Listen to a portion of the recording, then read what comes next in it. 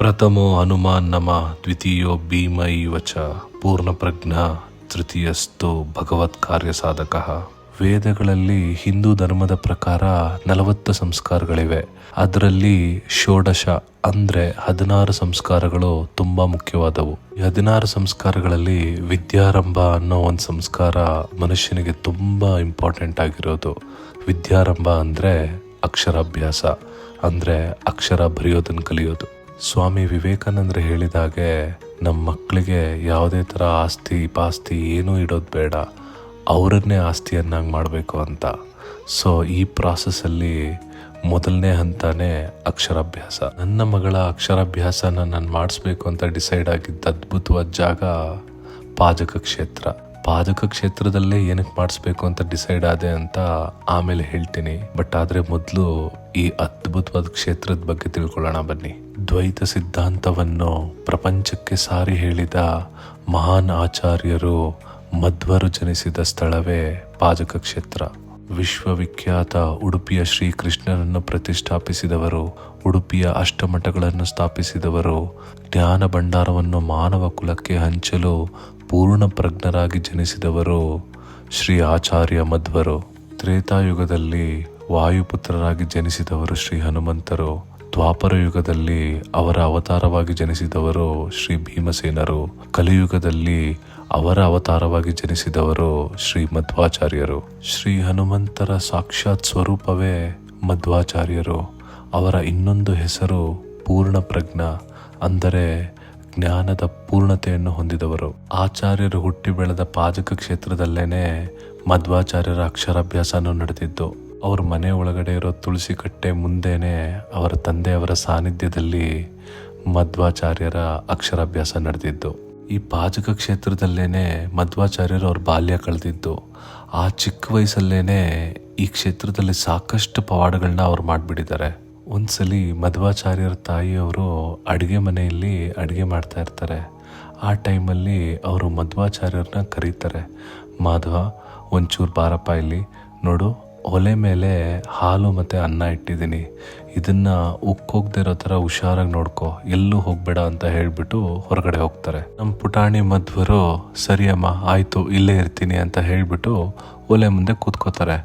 ಹಾಲು ಉಕ್ಕದೇ ಇರೋ ಥರ, ಅನ್ನ ಉಕ್ಕದೇ ಇರೋ ಥರ ನೋಡ್ಕೋತಾ ಇರ್ತಾರೆ. ಅದೇ ಸಮಯಕ್ಕೆ ಸರಿಯಾಗಿ ಅವ್ರ ಸ್ನೇಹಿತರಲ್ಲಿಗೆ ಬರ್ತಾರೆ.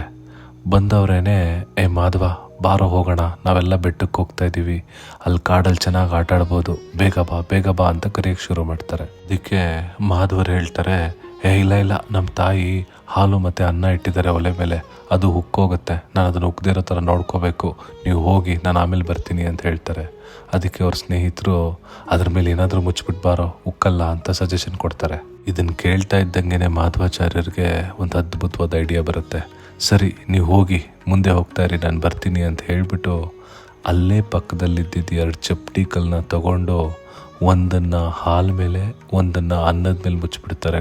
ಎಂತೆಂಥ ದೊಡ್ಡ ಕಲ್ಲು ಅಂದರೆ ಆ ಚಿಕ್ಕ ವಯಸ್ಸಿನ ಬಾಲಕ ಅಂಥ ಕಲ್ಲುಗಳನ್ನ ಎತ್ತಕ್ಕೆ ಸಾಧ್ಯನೇ ಇಲ್ಲ. ಅಂಟಿಲ್ ಅನ್ಲೆಸ್ ಈಸ್ ಅ ಅವತಾರ ಪುರುಷ. ಇವತ್ತಿಗೂ ಪಾಜಕ ಕ್ಷೇತ್ರದಲ್ಲಿ ಮಾಧವಾಚಾರ್ಯರ ಮನೆಯ ಅಡುಗೆ ಮನೆಯಲ್ಲಿ ಅವ್ರು ಎತ್ತಿಟ್ಟ ಚಪ್ಪಡಿ ಕಲ್ಲುಗಳು ಹಾಗೇ ಇದೆ. ನೀವು ಹೋದರೆ ಖಂಡಿತ ನೋಡ್ಬೋದು.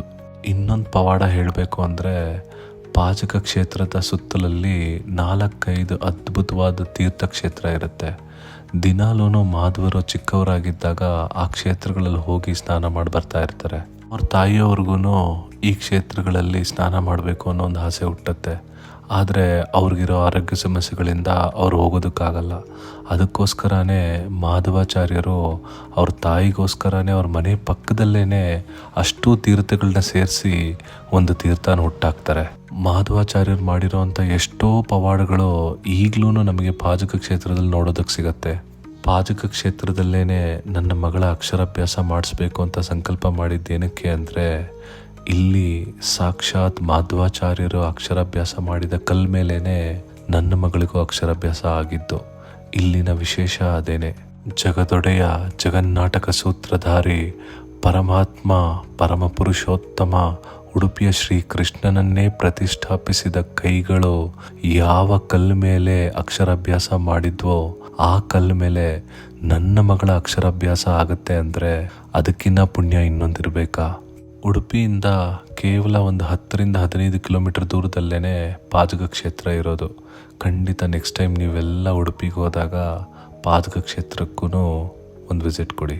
ಶ್ರೀ ಮಧ್ವಾಚಾರ್ಯರ ಬಗ್ಗೆ ಕಲಿಬೇಕು ಅಂದರೆ, ಅರ್ಥ ಮಾಡ್ಕೋಬೇಕು ಅಂದರೆ, ಮತ್ತು ಅವ್ರ ಬಗ್ಗೆ ಏನಾದರೂ ವರ್ಣಿಸ್ಬೇಕು ಅಂದ್ರೂ ಒಂದು ಜೀವಿತಾವಧಿ ಸಾಕಾಗಲ್ಲ. ಬ್ರಹ್ಮಾಂತ ಗುರುವ ಸಾಕ್ಷಾತ್ ಇಷ್ಟ ದೈವಂ ಶ್ರೀಯ ಪತಿ ಆಚಾರ್ಯ ಶ್ರೀಮದಾಚಾರ್ಯ ಸಂತು ಮೇ ಜನ್ಮ ಜನ್ಮಾನಿ.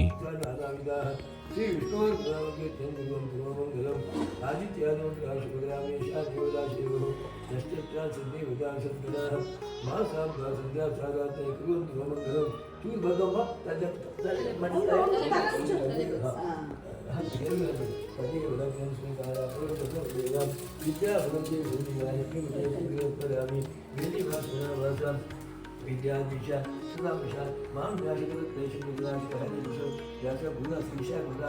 बुद्धा शुद्ध विद्याय बुद्धिर्बलं धैर्यं नमस्कार